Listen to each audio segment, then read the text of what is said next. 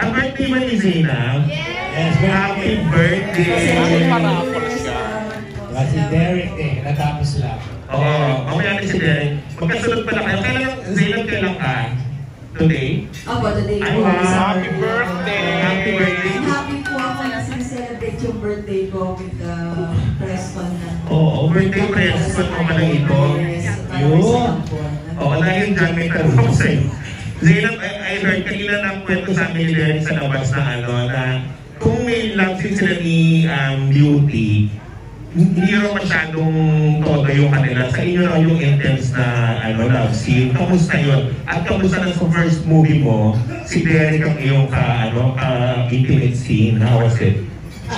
Yung scene ko, medyo naloka ako kasi po, first time ko talaga, honest lang po, honest lang. First time ko po talagang nakipag-isin sa, hindi ko po partner. First time po yun.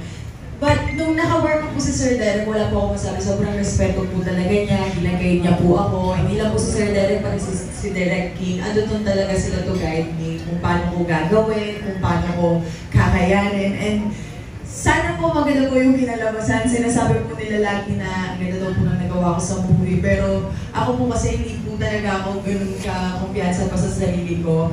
But nilolook forward ko po na maging maganda and sobrang thankful po. Napakaswerte ko po na first project ko and si Sir Derek Ramsey yung naka-partner ko. And sobrang happy po ako. Kumaka-sir naman bakit nasabi ni Derek, magbigay ka ng konting detalye, bakit ka nasabi mas intense yung inyong love scene, tapos ba't ka naloka? Kasi po yung character po ni Loretta, hindi po yun, ang layo po nun sa Zainab eh. So kailangan po makita yung expression ni Loretta doon habang ginagawa yun. So yun po talaga yung pinaka-unang tinatapos sa isip ko habang ginagawa yung eksena yun. Kaya medyo naloka ako. Tapos nung nakita ko siya sa screen, nung napanood ko na ng very slight, doon ako naloka. Sabi ko, ako to? Ako talaga to? Parang anger taste, mga ganung level yung mga napapanood ko with Sir Derek Ramsey. Tapos isa ako sa mga nabigyan ko ng pagkakataon magawa yung grupo. Hindi ko alam kung good ba yun or bad or nakakatawa. Pero nailaban naman po, kaya po abangan nyo. Grabe yung ginawa ko dito. Kaya sana panoorin nyo. Nilaban ko to, kaya nilaban nyo to.